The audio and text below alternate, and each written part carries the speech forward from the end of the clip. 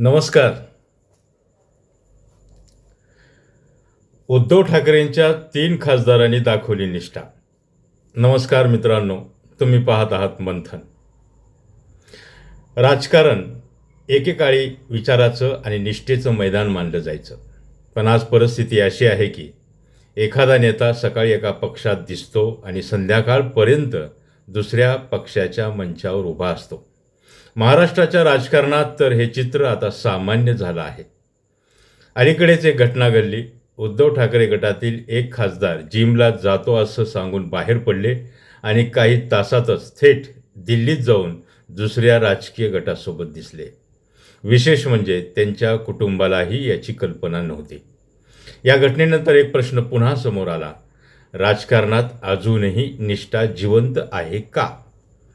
आजच्या व्हिडिओमध्ये आपण अशाच 3 खासदारांची गोष्ट जाणून घेणार आहोत, ज्यांनी मोठ्या मोठ्या आमिषांनाही नकार देत आपली भूमिका कायम ठेवली आहे. ही गोष्ट समजून घेण्यासाठी आपल्याला थोडं मागे जावं लागेल. 2019ची विधानसभा निवडणूक.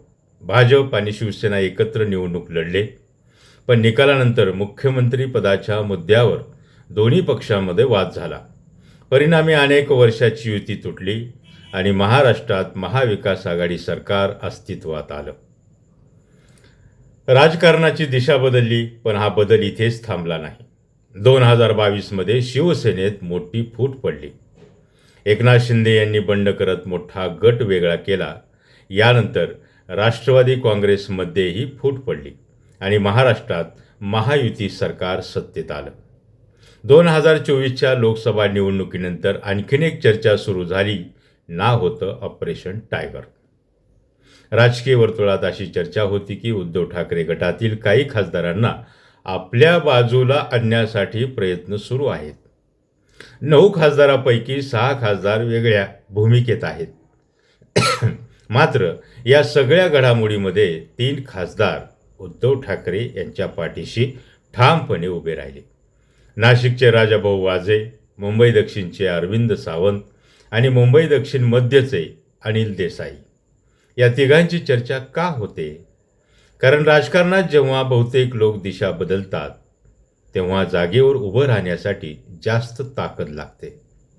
राजकीय चर्चा अशी आहे की अनेक प्रकारचे प्रयत्न करण्यात आले, संपर्क वाढवले गेले, बैठका झाल्या, मध्यस्थी झाली, समजूत काढण्याचा प्रयत्नही झाला.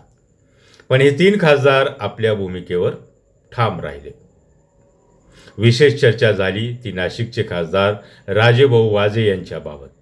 कारण नाशिकमध्ये महायुतीचं मजबूत नेटवर्क मानलं जातं. अशा परिस्थितीत राजाभाऊ वाजे यांनी निवडणुकीत विजय मिळवला आणि त्यानंतरही आपली राजकीय भूमिका बदलली नाही.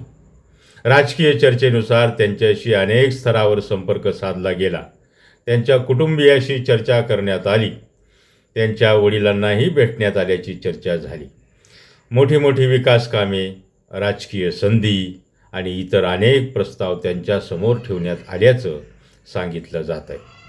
मात्र वाजे कुटुंबाने कोणतीही तडजोड स्वीकारली नाही. यानंतर एक महत्त्वाचा प्रसंग घडला. दिल्लीमध्ये पत्रकार परिषद आयोजित करण्यात आली. या पत्रकार परिषदेत राजाभाऊ वाजे उपस्थित राहिले आणि त्यांनी स्पष्ट शब्दात सांगितलं, आपण उद्धव ठाकरे यांच्यासोबतच आहोत. व फक्त एक राजकीय संदेश नव्हता, तर महाराष्ट्राच्या राजकारणाला दिलेलं उत्तर होतं. आजच्या काळात निष्ठा हा शब्द दुर्मिळ होत चालला आहे. राजकारणात विचार बदलू शकतात, रणनीती बदलू शकते आणि मैत्री आणि आघाड्याही बदलू शकतात. पण काही लोक आपल्या शब्दावर ठाम राहतात.